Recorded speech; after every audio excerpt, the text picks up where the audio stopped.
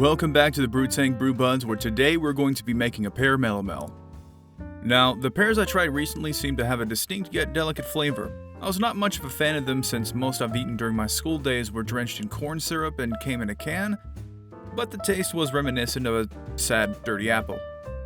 But after eating one of these the first time in years, I decided to give them a try in this melomel. So, let's get started.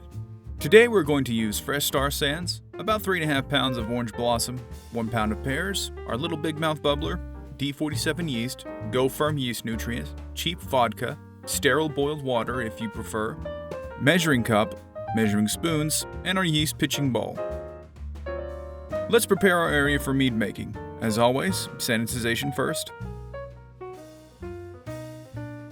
Before we pour water into the carboy, we're going to reserve 2 cups off to the side and get it warm in the microwave. That way our yeast will wake up and be ready for temper. Also, we need to add the Go Firm and let it mingle with the yeast per package instructions. This takes about 15 to 30 minutes.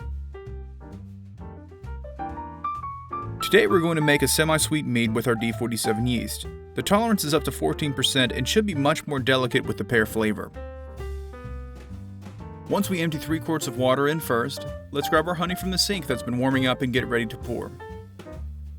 And here comes the honey shot.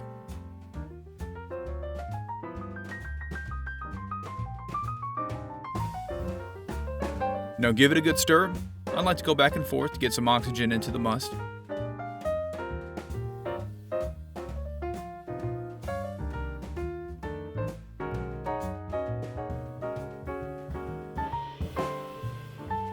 Let's check on our yeast now.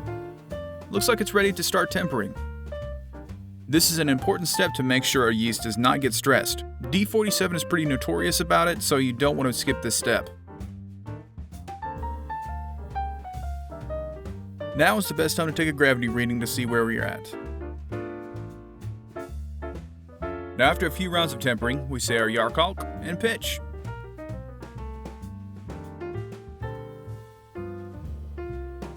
We drop in our bag of fruit and give it a few stirs.